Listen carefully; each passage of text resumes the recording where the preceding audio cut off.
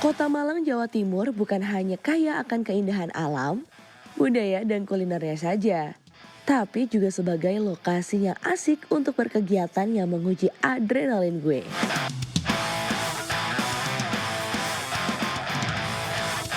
Bersama Glamour Adventure, gue akan melompat dari jembatan Tegaron ini, Tradikers. Ketinggian jembatan ini kira-kira sekitar 30 meter nih. Waduh, rasanya nggak sabar ya buat ngelompat. Enak kali ya. Tapi kok lutut dan tangan gue nggak mau lepas sih dari pegangan ya? Ya ampun, ya ampun. Mas, udah lu gak usah deh pakai dulu deh, gue makin grogi nih.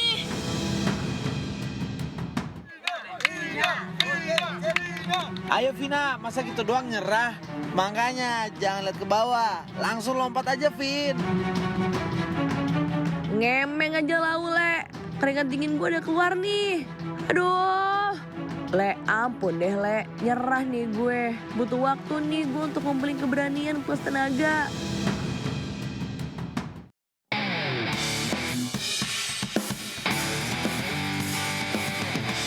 Oke Tradikar, sambil menunggu keberanian Vina, mendingan gue duluan deh yang lompat. Dingin banget terus gemeter. Gak gemeter. Tradikar, jadi kalau gue selalu kalau mau melakukan kegiatan macu adrenalin buat jantung kita berdebar, itu gue harus selalu shaking atau enggak bergerak. Karena itu akan membuat kita lebih santai.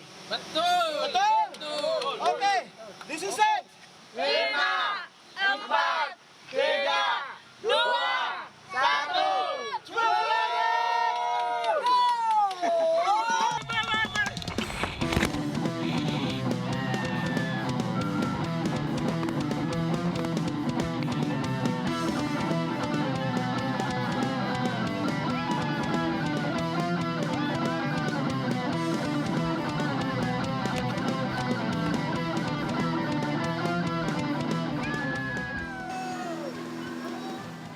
Tadi gue mikir tahu nggak apa? Pas gue loncat, memang gue akuin gue tegang. Itu manusiawi. Tapi pas lu udah muter salto, dalam hati gue mengucapkan, nikmat Tuhan mana lagi yang kau dustakan? Gimana, siap? Siap, Bener. siap. Oke ya, tak potong ya. Oke. Oke, awas. Awas. Awas.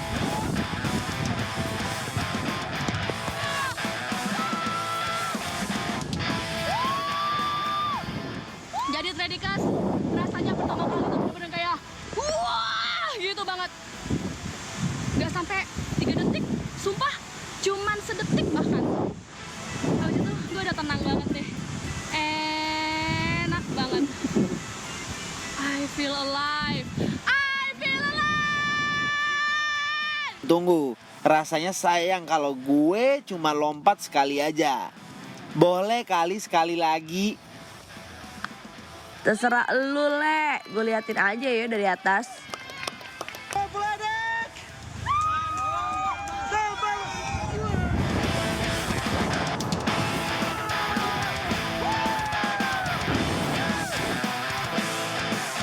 Itulah keseruan kita. Makanya tetap di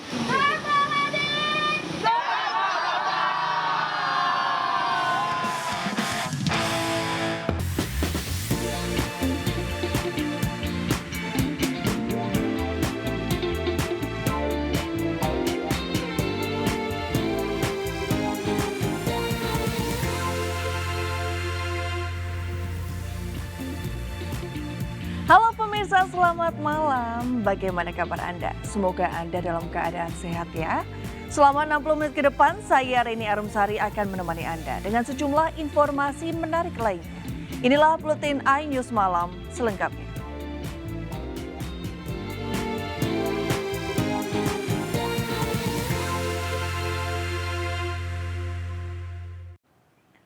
Pemirsa, Satgas Anti Mafia Bola Polri secara resmi menahan 3 tersangka kasus pengaturan skor alias match fixing di ajang Liga 2 yang terjadi pada tahun 2018. Salah satu dari tersangka yang ditahan adalah Vigit Waluyo yang juga pernah ditenggarai terlibat kasus yang sama beberapa waktu lalu. Satgas Anti Mafia Bola Polri menahan 3 tersangka kasus dugaan pengaturan skor atau match fixing yang terjadi di ajang sepak bola Liga 2 musim 2018. Berdasarkan keterangan Satgas, salah satu tersangka yang ditahan adalah Figit Waluyo, mantan pemilik klub asal Mojokerto, PS Mojokerto Putra atau PSMP. Selain Figit, polisi juga menahan asisten manajer Dewanto Rahatmoyo Nugroho dan wasit Kartiko Mustikaningtyas. Penahanan dilakukan guna memudahkan proses penyidikan serta memberi efek jera kepada masyarakat untuk tidak meniru tindak pidana seperti yang dilakukan tersangka. Setelah dilakukan pemeriksaan, penyidik memutuskan melakukan penahanan terhadap ketiga tersangka tersebut dengan alasan untuk lebih memudahkan proses penyidikan dan tentunya lebih lanjut penyidik telah mendapatkan informasi adanya potensi pengulangan tindak pidana yang dilakukan oleh para tersangka yang masih perlu didalami. Berdasarkan pendalaman, polisi juga masih mengejar satu tersangka yang masih buron dan masuk daftar pencarian orang dengan inisial KAS. Sebelumnya, Satgas Anti Mafia Bola Polri telah menetapkan 8 tersangka dalam kasus ini. Selain 3 tersangka yang ditahan dan 1 buronan, tersangka lainnya adalah 4 orang wasit berinisial K, RP, AS, dan M. Diketahui pihak klub mengeluarkan uang lebih dari 1 miliar rupiah untuk melobi para wasit di sejumlah pertandingan. Dari Jakarta, tim liputan iNews melaporkan. Pemirsa, kasus pemalakan terhadap supir truk di Kalideres, Jakarta Barat viral di media sosial. Pelaku pemalakan menyasar supir truk asal luar kota dan meminta tarif melintas sebesar Rp200.000.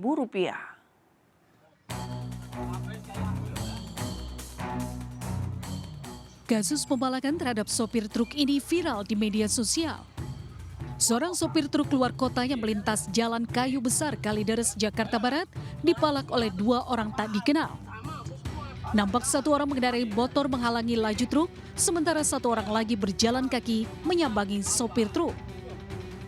Kepada sang sopir, pria ini meminta uang secara paksa sebesar Rp200.000. Meski korban belum membuat laporan polisi, polisi memburu 2 pelaku yang hingga kini buron. Terus terang kita belum mendapatkan laporan, tapi yang jelas pasti akan kita lakukan proses penyelidikan secepat mungkin dan pasti kita akan cari dan dapatkan pelakunya. Kita akan mengintensifkan kegiatan patroli di kawasan tersebut ataupun kawasan-kawasan lain yang memang rawan terjadi kejahatan jalanan. Diketahui pemalakan kerap terjadi di lokasi ini dengan menyasar sopir truk asal luar kota. Dari Jakarta, Miftahul Gani, iNews melaporkan. Polisi kembali menggerebek praktek aborsi di salah satu apartemen kawasan Kelapa Gading, Jakarta Utara. Dari lokasi, polisi mengamankan 2 pelaku dan menemukan 3 janin serta sejumlah alat medis yang digunakan untuk praktek aborsi. Aparat Satreskrim Polsek Kelapa Gading menggerebek sebuah unit apartemen di kawasan Kelapa Gading, Jakarta Utara yang dijadikan sebagai praktek aborsi ilegal. Dalam penggerebekan ini, polisi mengamankan 2 orang perempuan sebagai pelaku serta sejumlah alat medis yang digunakan untuk aborsi seperti suntikan, obat-obatan keras, dan vakum. Selain itu, polisi juga menemukan 3 buah janin, 1 sempat dibawa ke Rumah Sakit Polri Kramat Jati namun tidak dapat diselamatkan.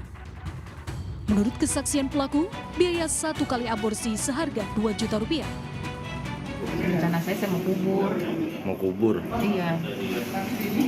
Ini udah sejak kapan Ibu melakukan hal ini, Bu? Baru, Pak. Biasanya berapa? 2 juta. 2 juta? Ini sasarannya siapa? Biasanya aborsi anak-anak muda atau orang dewasa atau gimana, Bu? Ya, ada ibu rumah tangga. Dari hasil penyelidikan dan pemeriksaan, praktek aborsi ilegal ini terakhir dilakukan pada 16 Desember lalu. Bukan penemuan, awalnya kita dapat informasi bahwa ada praktek aborsi ilegal di wilayah Kelapa Gading. Lalu kita lakukan penyelidikan, setelah itu kita mendapatkan unit dari tempat praktek aborsi tersebut. Lalu tersangka kita amankan 2 orang. Hingga kini polisi masih terus melakukan pendalaman dan penyelidikan terkait praktek aborsi ilegal ini. Dari Jakarta, Sofyan Firdaus, iNews melaporkan. Densus 88 menangkap 12 terduga teroris jaringan Jamaah Islamiyah dan Negara Islam Indonesia di Jawa Tengah dan Tangerang, Banten. Dalam kesempatan itu, Polri merilis sebanyak 142 teroris telah diringkus oleh tim Densus 88 Polri selama tahun 2023.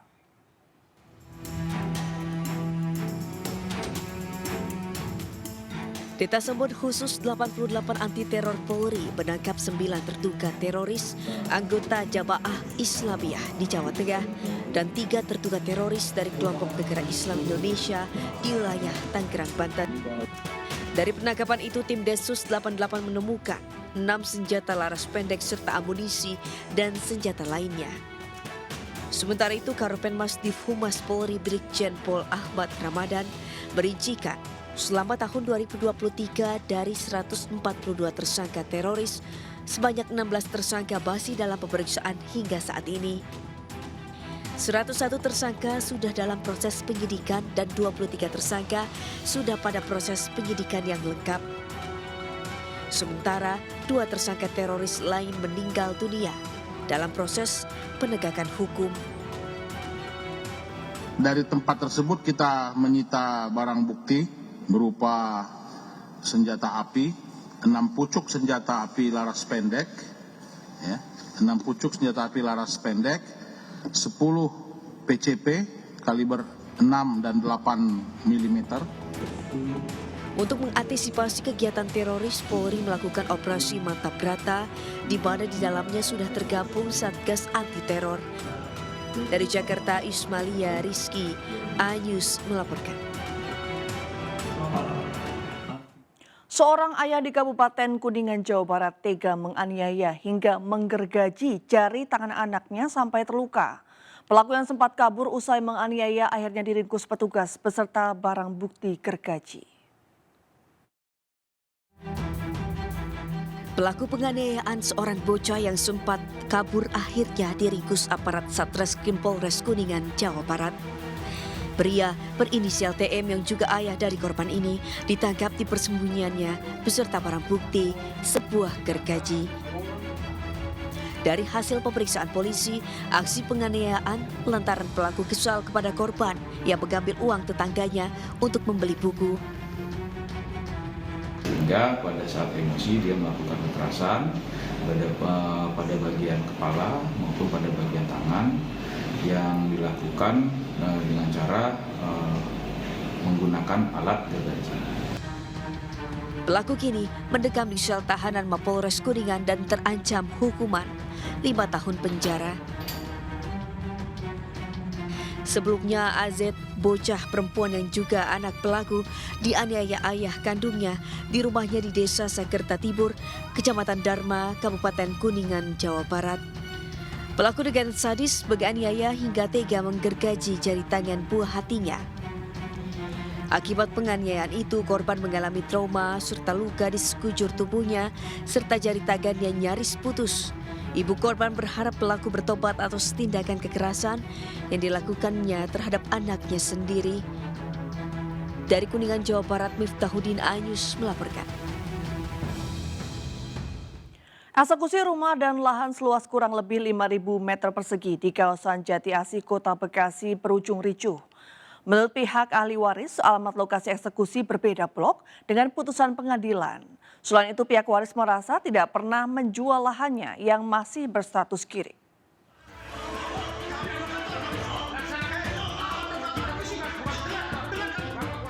Kericuhan antara petugas dan pihak ahli waris tidak dapat tertahan. Usai petugas jurusita Pengadilan Negeri Kota Bekasi membaca keputusan eksekusi.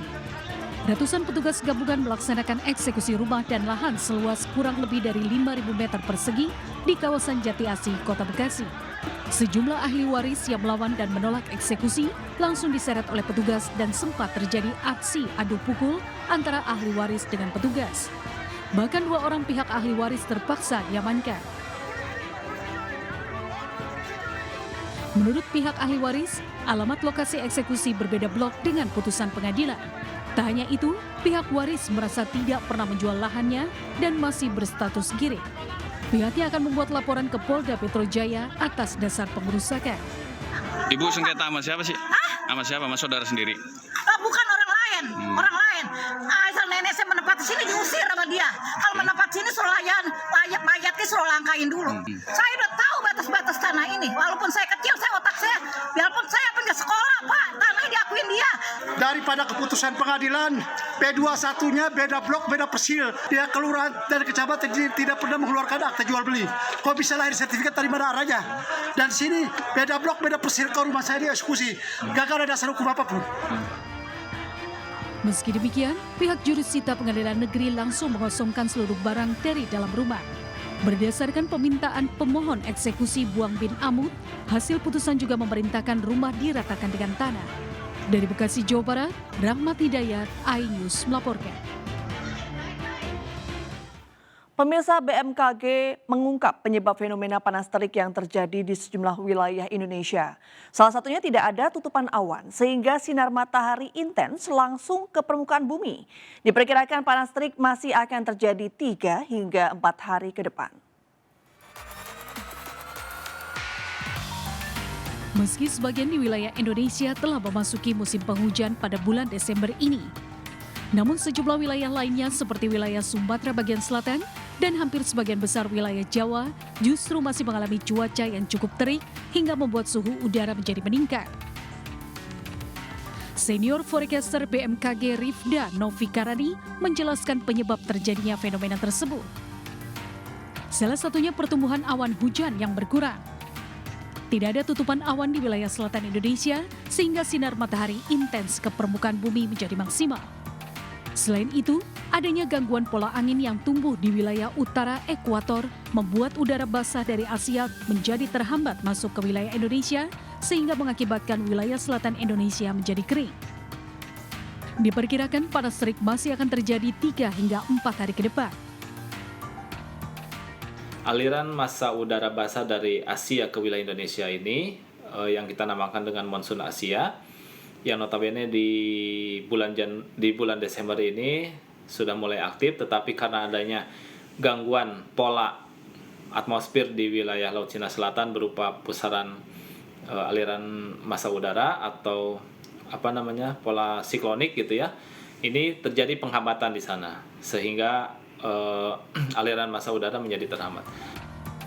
Kendati begitu, masyarakat dihimbau untuk tetap waspada untuk mengantisipasi terjadinya potensi bencana dalam menghadapi musim penghujan. iNews melaporkan. Polda Metro Jaya memeriksa polisi lalu lintas karena membiarkan pengendara sepeda motor dengan plat nomor Polri melintas di Jalan Layang Nontol Casablanca. Kasus tersebut telah diserahkan ke Bid Propam Polda Metro Jaya untuk memeriksa seluruh anggota polisi yang terlibat.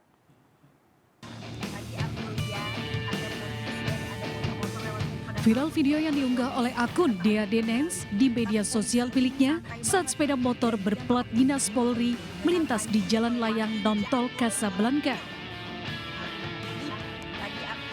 Pemotor berplat nomor polisi itu bebas dari tilang anggota Polantas, sementara pemotor lainnya terpaksa ditilang. Dirlantas Polda Metro Jaya Kombes Pol Latif Usman membenarkan peristiwa tersebut dan menyebut anggota Polantas dan anggota Polri yang mengendarai sepeda motor berplat dinas Polri tersebut merupakan anggota polisi yang berdinas di Polda Metro Jaya. Saat ini pihaknya telah menyerahkan kasus tersebut ke Bid Propam Polda Metro Jaya untuk memeriksa seluruh anggota polisi tersebut. Oh, itu udah langsung ditangani. Udah kita lakukan pemeriksaan, apa motifnya.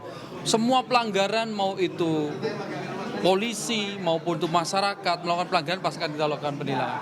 Ada informasi ini makanya kemarin setelah viral itu pun kami sudah lakukan, kita serahkan ke Propam.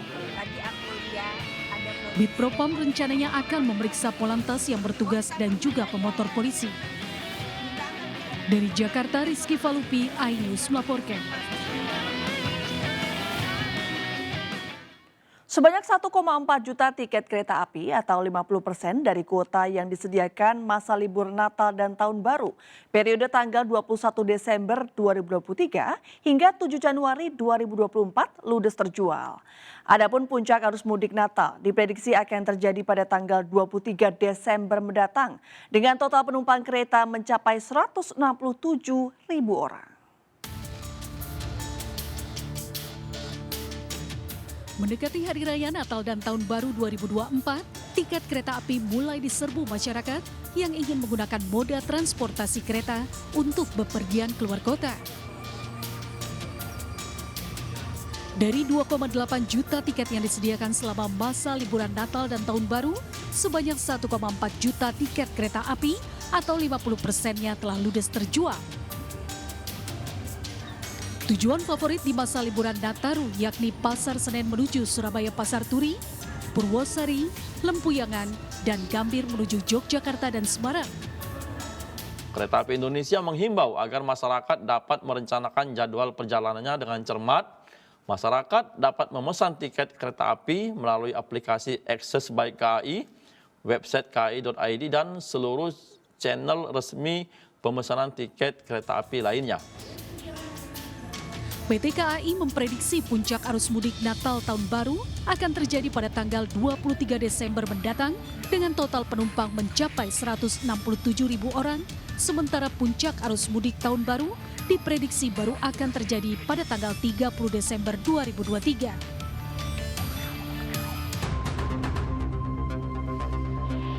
Sementara H-6 libur Natal dan Tahun Baru 2023, penumpang kapal di Pelabuhan Merak, Banten terus mengalami peningkatan. Data ASDP menyebut 8.000 lebih unit kendaraan sudah menyeberang. Pihak ASDP Merak telah menyiapkan berbagai hal seperti persiapan pelayanan dan kelayakan kapal. Jika terjadi lonjakan penumpang kapal, Pelabuhan Pelindo Regional 2 Banten atau Pelabuhan Ciwandan akan kembali disiapkan untuk melayani angkutan penyeberangan penumpang.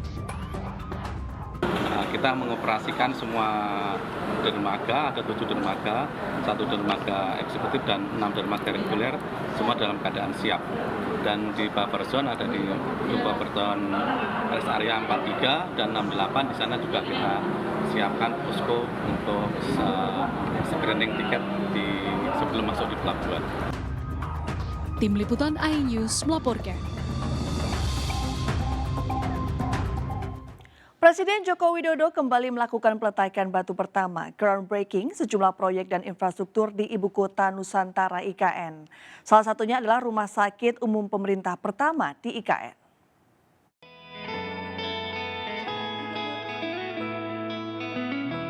Presiden Joko Widodo melakukan peresmian mulainya pembangunan groundbreaking Rumah Sakit Umum Pusat RSUP di Ibu Kota Nusantara, IKN, Penajam Pasir Utara, Kalimantan Timur. RSUP ini merupakan rumah sakit pertama pemerintah yang dibangun di IKN setelah sebelumnya 3 rumah sakit swasta sudah melakukan groundbreaking. RSUP di IKN akan dibangun dengan konsep gedung hijau atau green building yang berkonsentrasi pada pengobatan penyakit jantung dan stroke. Presiden optimis pasien yang berobat ke RSUP cepat pulih dengan bantuan medis serta dukungan dari kawasan hijau IKN. Untuk mewujudkan itu, pemerintah akan melakukan reforestasi dengan penanaman kembali pohon-pohon endemik di kawasan IKN. Dan hari ini kita groundbreaking lagi untuk Rumah Sakit Umum Pusat yang akan dibangun oleh pemerintah. Gedungnya harus gedung hijau, green building. Kemudian lingkungan yang hijau, lingkungannya juga harus lingkungan hijau. Dan kawasannya semuanya memang harus kawasan hijau dan memang akan kita hijaukan. Kunjungan Presiden kali ini merupakan gelombang keempat groundbreaking sejumlah proyek infrastruktur di IKN. Tim Liputan iNews melaporkan.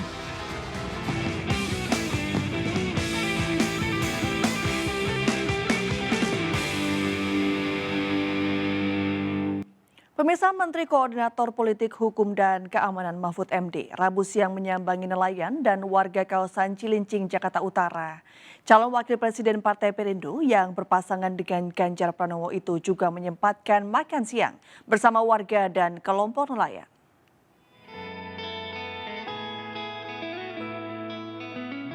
Calon Wakil Presiden nomor urut 3 Mahfud MD mendatangi kawasan Marunda, Cilincing, Jakarta Utara dengan menaiki sebuah perahu. Kedatangan Mahfud untuk bersilaturahmi dan bertemu dengan kelompok nelayan Rumah Demokrasi Nelayan atau Raden serta warga nelayan Utara Jakarta.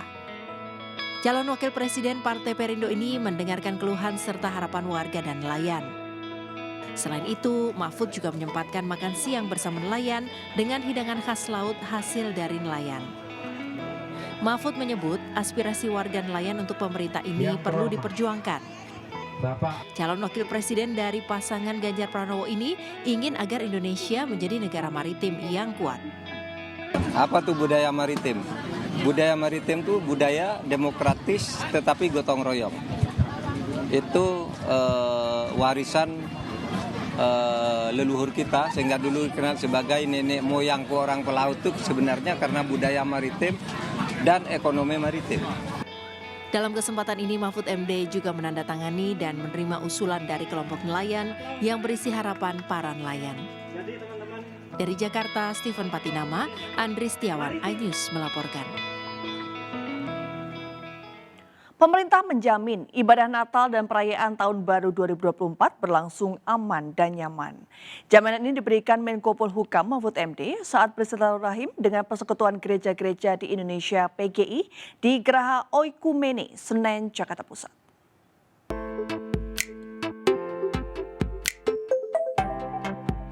Menko Polhukam Mahfud MD bersilaturahmi dengan Persekutuan Gereja-Gereja Indonesia di Geraha Oikumene, Jakarta Pusat.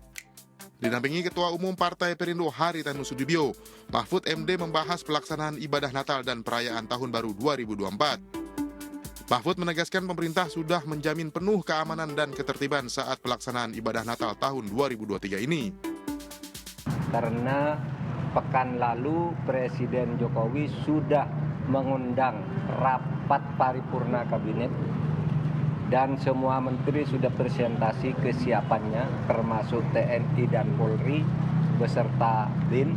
Ya, jadi pemerintah menjamin bahwa pelaksanaan Natal dan Tahun Baru di manapun di seluruh Indonesia dijamin akan aman. Ya, harapan saya tentunya harus aman karena kan ini masalah ibadah ya, supaya nyaman, tenang, tanpa gangguan.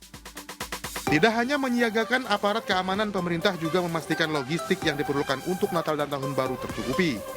Kami menyampaikan beberapa temuan-temuan para pimpinan gereja terkait dengan situasi keamanan politik, terutama juga menjelang Natal Tahun Baru sekarang. Dan pada saat sama Pak Mahfud juga menggambarkan kepada kami kesiapan pemerintah dalam pengamanan Natal dan Tahun Baru yang akan datang. Diskusi persiapan Natal karena sudah menjelang hari Natal. Kemudian tentu juga menyentuh sedikit tentang 2024 bahwa ada concern dari banyak petinggi di gereja-gereja terkait dengan isu moralitas dan etika. Partai Perindo yang mendukung Capres dan Cawapres 2024 Ganjar Mahfud mendukung pemerintah menghadirkan ibadah Natal dan Tahun Baru 2024 yang nyaman dan aman. Tim Liputan iNews melaporkan. Sementara itu, calon presiden nomor urut 1 Anies Baswedan menghadiri makan malam bersama panitia safari Natal di Jakarta Utara. Sedangkan Prabowo Subianto bekerja sebagai Menteri Pertahanan, melakukan kunjungan kerja ke Kuningan, Jawa Barat.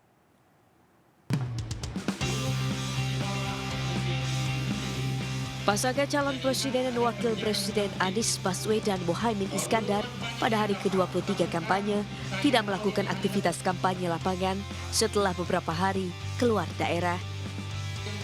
Namun pasangan calon presiden nomor urut 1 ini menghadiri makan malam bersama panitia safari Natal serta timnas pemenangan Amin di Jakarta Utara. Sedangkan calon presiden nomor urut 2 Prabowo Subianto juga tidak melakukan kampanye. Prabowo sebagai Menteri Pertahanan Republik Indonesia melakukan kunjungan kerja ke Kuningan, Jawa Barat. Kegiatan ini untuk peresmian dan penyerahan proyek bantuan air bersih di sejumlah desa di Kuningan.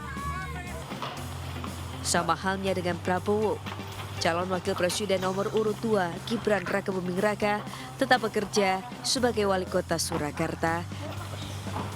Tim Liputan Ayus melaporkan.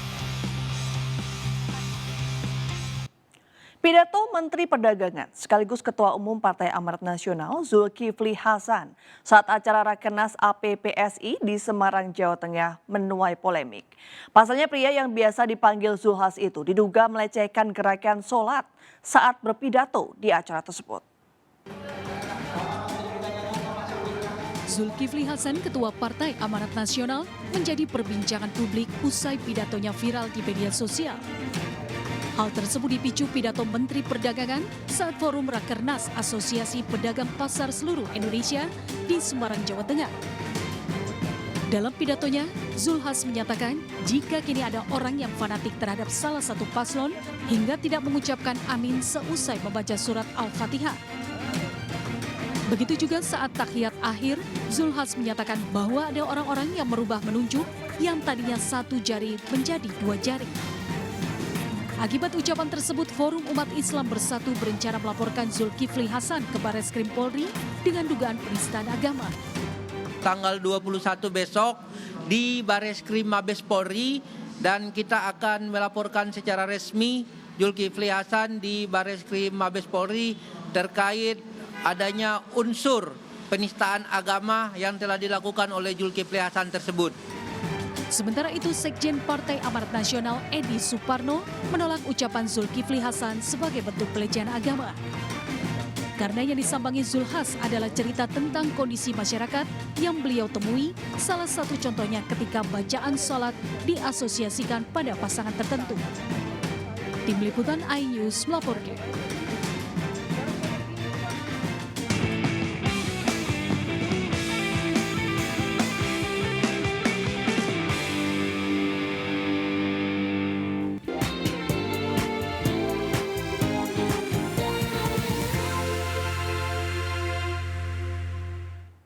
Pemirsa, rangkaian informasi tadi sekaligus mengakhiri perjumpaan kita malam hari ini.